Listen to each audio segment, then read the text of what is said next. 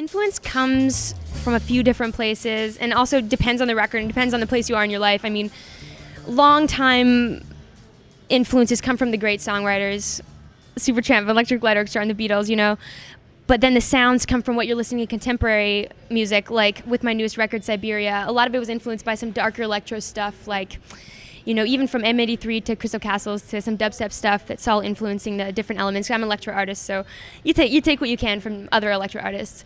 And, you know, fantasy art and video games, these are like escapes that put my imagination to another place, and they really open up the possibilities and your ideas and your visuals. And songs are very visual as far as I'm concerned. So, I mean, every day in the studio when I was recording Siberia, I brought in this art book by an artist named Clyde Caldwell. He does stuff for like Dungeons & Dragons and Magic the Gathering. It's just like trying to create a soundtrack for something like that is kind of a cool experience. Siberia is my second record, and you want to do something different than your first record. You don't want to make the same thing over again. You got to make songs you love, sounds you love. So a lot of it was based on what I was listening to, and it turned out what I was listening to was grittier and it was heavier, and I thought, what a cool juxtaposition that will be in contrast to the soft melodies, my soft voice. You know, let's put some like drops in there, let's put some gritty bass, let's put some heavy drums, you know. So I started to walk in that direction, and then I ended up collaborating with Holy F. That's the truncated version of the name.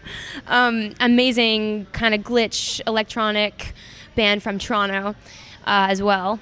And we got together and just kind of jammed, and something really kind of magical happened. Like we were sitting in Brian's dining room, one of the guys from Holy F, just jamming, and all this gear was out on the table. And then we ended up taking parts of this live session right off the floor that was completely gritty, and that became the bed tracks for a lot of the songs themselves. So it's kind of cool to have a live element in electronic music, which is generally perceived as very structured and very formulated. You can go back and fix it, and some people call it soulless, but it suddenly had this life and this rawness in it, which was really cool. So it was just an adventure making the record. It was fun. It was kind of like the underbelly of perfection in electronic music.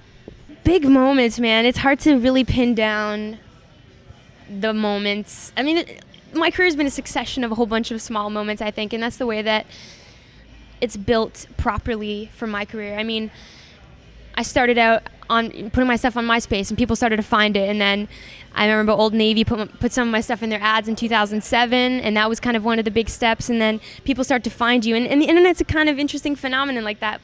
It's like a virus, kind of. It gets spread around, and then it's like you're a frog in boiling water. You don't realize what's happening, and then if you look 2 years later, suddenly you have this many more followers and this many more people that are listening.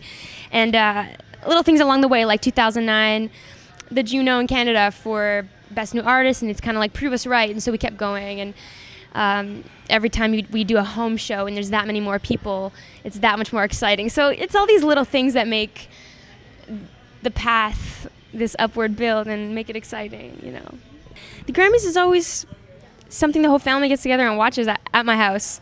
When I've moved away from home since, but it was always something we always sat down and looked. It was like, it's like the pinnacle of where you want to be in music, and you know, it feels like such a dream world, you know, when you're a kid watching the Grammys, just being like, look at these people up there doing music for a living. And I remember I used to look at that and just say, someday I'm going to do music for a living, you know. And it provides a lot of goals, I think, for a lot of people when you see things like that and get rewarded for working really hard and making great music and doing things because you love it.